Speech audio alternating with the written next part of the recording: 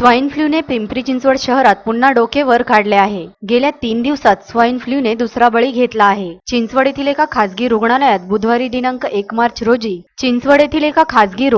Swine फ्लूने एका 50 वर्षीय महिलेचा मृत्यू झाला आहे। 28 फेब्रुवारीला एका 55 वर्षीय महिलेचा स्वाईन फ्लूने मृत्यू झाला होता। शहरात स्वाईन फ्लूच्या रुग्णांमध्ये वाढ होताना दिसत आहे। पिंपळे गुरव येथील 50 वर्षीय महिलेवर चिंचवड येथील एका खासगी रुग्णालयात उपचार सुरू होते। उपचारादरम्यान महिलेचा मृत्यू झाला। स्वाईन फ्लूची लस महापालिकेच्या दवाखान्यात उपलब्ध आहे। पिंपरी चिंचवड महापालिकेकडून स्वाईन फ्लू रोखण्यासाठी विविध उपाययोजना राबवण्यात येत आहेत। वातावरणात बदल होत आहे, त्यामुळे गेल्या 10 दिवसांपासून स्वाईन फ्लूच्या आजाराचे प्रमाण वाढत आहे। नागरिकांनी गर्दीच्या ठिकाणी जाणे टाळावे। बाहेरून आल्यावर हात स्वच्छ धुवावेत। पाणी जास्त प्यावे। सर्दी झाल्यासारखे वाटल्यास डॉक्टरांचा सल्ला घ्यावा। नागरिकांनी काळजी घेण्याचे आवाहन महापालिकेचे मुख्य वैद्यकीय अधिकारी डॉक्टर अनिल रॉय यांनी केले आहे।